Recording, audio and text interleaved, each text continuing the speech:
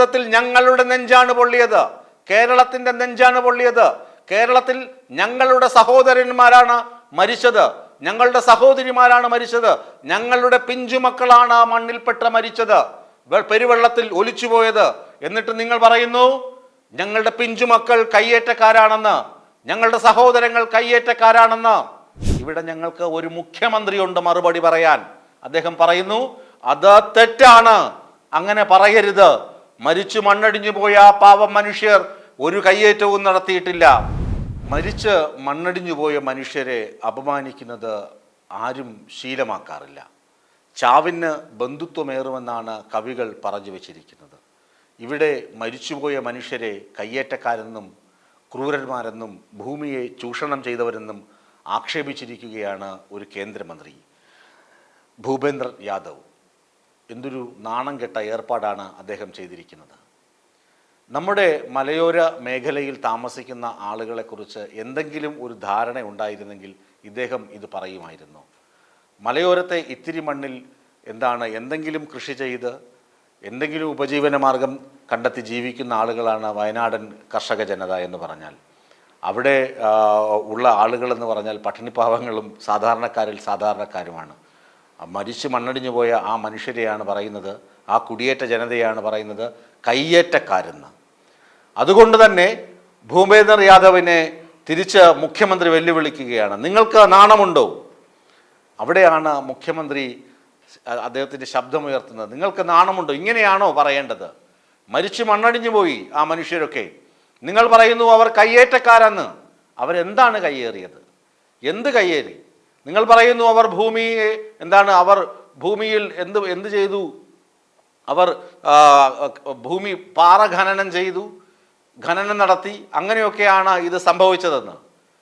ഈ ഉരുൾപൊട്ടലുണ്ടായതിൻ്റെ 10 കിലോമീറ്ററിനപ്പുറമാണ് ഒരു പാറക്കോറിയുള്ളത്, ഖനനം നടക്കുന്നത്. അവിടെയാണ് ഖനനം നടക്കുന്നത്. ഇവിടെ ഖനനമൊന്നുമില്ല. ഇവിടെ സാധാരണക്കാരിൽ സാധാരണക്കാരാണ് താമസിക്കുന്നത്. അപ്പോൾ ഈ പ്രദേശം സന്ദർശിച്ചാൽ മനസ്സിലാകും.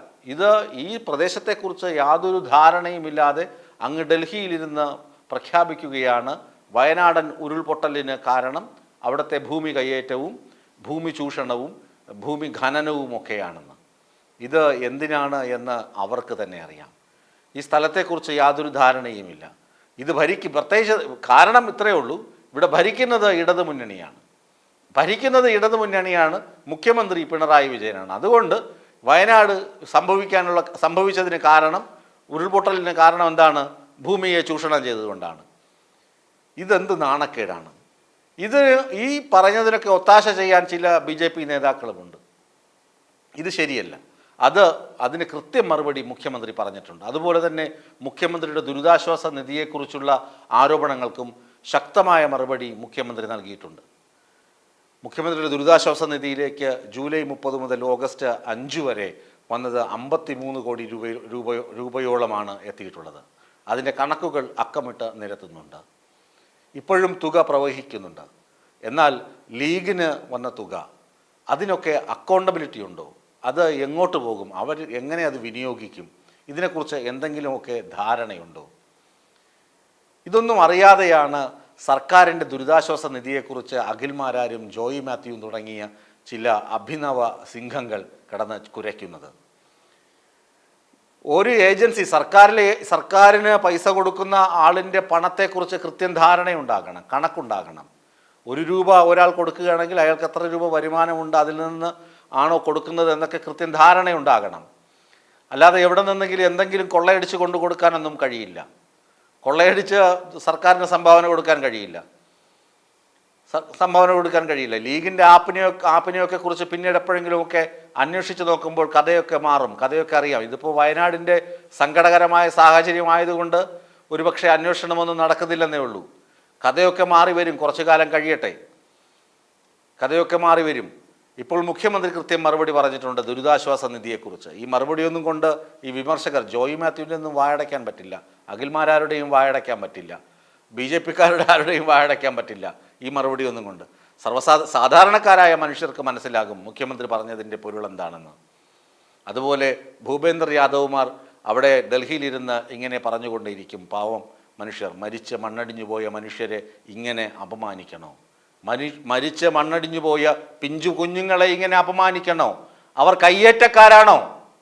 അവർ ഭൂമി കയ്യേറിയിട്ടാണോ ഈ ദുരന്തമുണ്ടായത്? ദുരന്തം ആരെങ്കിലും പ്രവചിച്ചിരുന്നു? പ്രവചിക്കേണ്ടവർ എന്താണ് പ്രവചിച്ചത്? അന്ന് പകൽ പറയുന്നു റെഡ് അലേർട്ട്, അതുവരെ പറഞ്ഞില്ല ആൾ മാറിപ്പോകണമെന്ന്. മാറിപ്പോയത് അവിടെ പ്രാദേശികമായ വെള്ളത്തിന് നിറമാറ്റം ഉണ്ടായപ്പോൾ അവിടെ നിന്ന് ആളുകൾ മാറിപ്പോയി, അല്ലാതെ വേറെ ആരും പറഞ്ഞിട്ടല്ല. കാലാവസ്ഥാ നിരീക്ഷണ കേന്ദ്രമോ നിങ്ങൾ പറയേണ്ട കേന്ദ്ര ഏജൻസികളോ പറഞ്ഞില്ല, ജിയോളജി വകുപ്പോ ഒന്നും പറഞ്ഞില്ല. പറയേണ്ട നിങ്ങൾ പറഞ്ഞില്ല, മുന്നറിയിപ്പ് കൊടുത്തില്ല കേന്ദ്രം. എന്നിട്ട് നിങ്ങൾ പറഞ്ഞു നിങ്ങൾ മുന്നറിയിപ്പ് കൊടുത്തുവെന്ന്. നിങ്ങൾ ചെയ്യേണ്ടതൊന്നും ചെയ്തില്ല, എന്നിട്ട് സംഭവിക്കാൻ പാടില്ലാത്തത് സംഭവിച്ചു. വൻ ദുരന്തം സംഭവിച്ചു. ദുരന്തത്തിൽ ഞങ്ങളുടെ നെഞ്ചാണ് പൊള്ളിയത്, കേരളത്തിൻ്റെ നെഞ്ചാണ് പൊള്ളിയത്.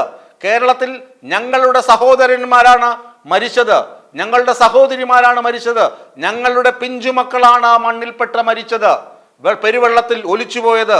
എന്നിട്ട് നിങ്ങൾ പറയുന്നു ഞങ്ങളുടെ പിഞ്ചുമക്കൾ കയ്യേറ്റക്കാരാണെന്ന്, ഞങ്ങളുടെ സഹോദരങ്ങൾ കയ്യേറ്റക്കാരാണെന്ന്. ഇവിടെ ഞങ്ങൾക്ക് ഒരു മുഖ്യമന്ത്രിയുണ്ട് മറുപടി പറയാൻ. അദ്ദേഹം പറയുന്നു അത് തെറ്റാണ്, അങ്ങനെ പറയരുത്. മരിച്ചു മണ്ണടിഞ്ഞു പോയ പാവം മനുഷ്യർ ഒരു കയ്യേറ്റവും നടത്തിയിട്ടില്ല, ഒരു കയ്യേറ്റവും നടത്തിയിട്ടില്ല. പാറ ഖനനം നടക്കുന്നത് 10 കിലോമീറ്ററുകൾക്കപ്പുറം മാത്രമാണ്. ഇവിടെ അങ്ങനെ ഒന്നില്ല. ദുരന്തങ്ങളെ അങ്ങനെ നമുക്ക് നിർവചിക്കാനും കഴിയില്ല. എവിടെയും എപ്പോഴും എന്തും സംഭവിക്കാം. അതുകൊണ്ട് ചെയ്യേണ്ടത് ചെയ്യാതെ സംഭവിക്കാൻ പാടില്ലാത്തത് സംഭവിച്ചു കഴിയുമ്പോൾ ആരാൻ്റെയും തലയിൽ കൊണ്ട് എല്ലാം ചാർത്തി വയ്ക്കുന്ന ഒരു സ്വഭാവമുണ്ട് കേന്ദ്രത്തിന്. അത് ഇങ്ങോട്ടെടുത്ത് വയ്ക്കേണ്ടെന്ന് പിണറായി വിജയൻ കൃത്യമായി പറയുന്നുണ്ട്. അത് ദുരിതാശ്വാസ നിധിയുടെ കാര്യത്തിലും അതുപോലെ തന്നെ കേന്ദ്രത്തിൻ്റെ ഓരോ നിർദ്ദേശങ്ങളുടെ കാര്യത്തിലും കൃത്യമായി തന്നെ അദ്ദേഹം പറഞ്ഞു വയ്ക്കുന്നുണ്ട്. അത് ഒരുവിധം കാര്യങ്ങൾ മനസ്സിലാക്കാൻ പറ്റുന്ന മലയാളികൾക്ക് അത് മനസ്സിലാകുന്നുമുണ്ട്. ഈ പറയുന്ന ജോയി മാത്യു, അഖിൽ മാരാർ തുടങ്ങിയ ജനുസുകൾക്ക് അത് മനസ്സിലാക്കാൻ പറ്റുകയില്ല, ഒരിക്കലും അവർക്ക് തിരിയുകയില്ല. കാരണം അവരുടെ തലയിൽ ആൾ താമസമില്ല, അതുകൊണ്ടെന്ന് മാത്രം.